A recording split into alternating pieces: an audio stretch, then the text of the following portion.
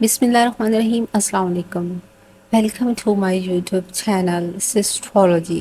اگر آپ ہسٹری کی اور اسلامک ویڈیوز میں دلچسپی رکھتے ہیں تو اس چینل کو لازمی سبسکرائب کریں، کیونکہ اس میں آپ کو ہسٹورک اور اسلامک ویڈیوز دکھائی جاتی ہیں۔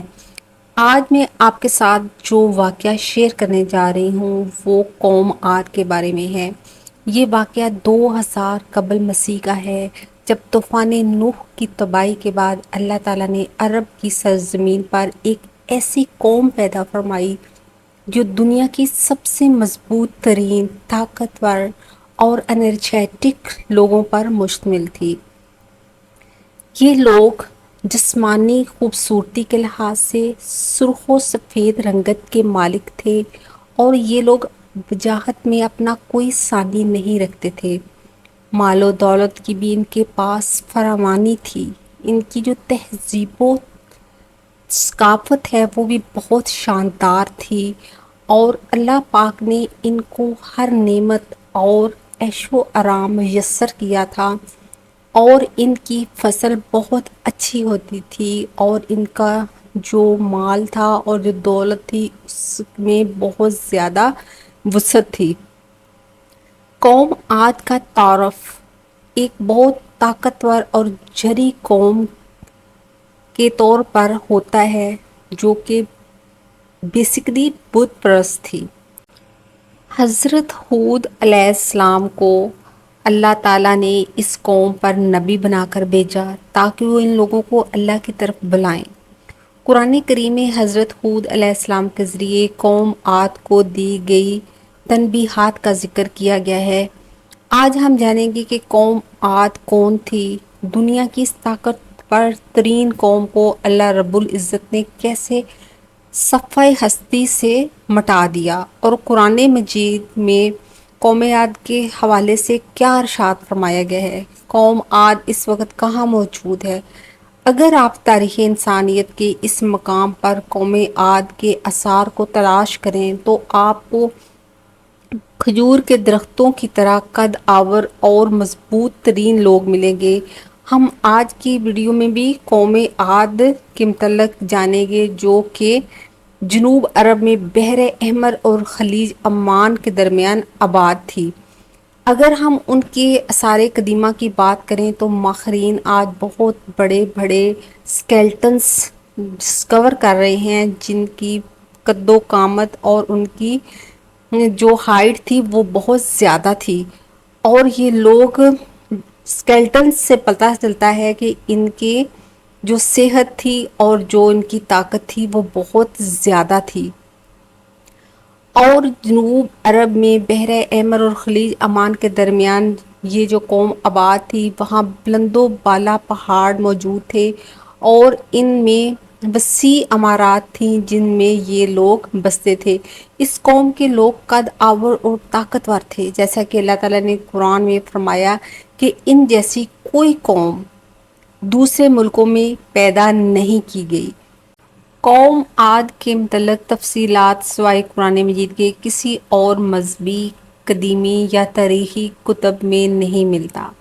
اس قوم کی حالت کا نقشہ قرآن مجید کے ذریعے بتایا جا سکتا ہے، یا ان آثار کے ذریعے جو ماہرین نے حاصل کیے ہیں، کیونکہ آج کل آپ کو سوشل میڈیا پہ اور نیٹ پہ بہت زیادہ یہ ویڈیوز وائرل نظر آئیں گی، جس میں ماہرین آثار قدیمہ نے آپ کو بہت بڑے بڑے سکیلٹن دکھائے ہوں گے اور آپ نے دیکھے ہوں گے، اور ان کی ہائٹ اتنی زیادہ ہے کہ اس کے اوپر 10 بندے بھی اگر کھڑے ہو جائیں تو پھر بھی وہ ان سے چھوٹے ہوں گے، ان کی اتنی زیادہ ہائٹ تھی۔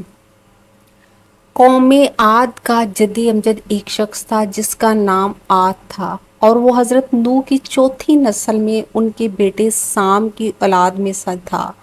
اس کی اولاد اور پوری قوم کو قوم عاد کہا جاتا ہے۔ یہ لوگ بہت لمبے اور مضبوط قد والے تھے اور عالی شان محلوں میں رہتے تھے۔ قرآن کریم میں انہیں ارم ذات العماد یعنی ستون والے کے نام سے یاد کیا گیا ہے۔ ارم ان کے بہت خوبصورت شہر کا نام تھا جس کے اثار 1984 میں اسپیس میں موجود شٹل چیلنجز کی مدد سے دریافت کیے گئے۔ یہ علاقہ آج کل عمان کا حصہ ہے۔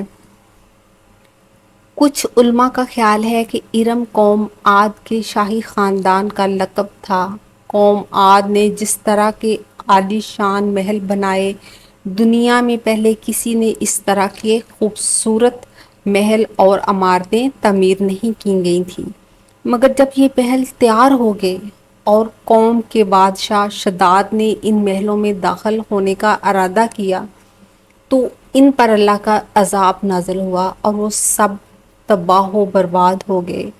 حضرت ہود علیہ السلام نے انہیں اللہ کی عبادت کی طرف بلایا اور بت پرستی سے روکا، لیکن قوم نے ان کی بات کو جھوٹ قرار دیا اور اللہ کی نعمتوں کا انکار کر دیا۔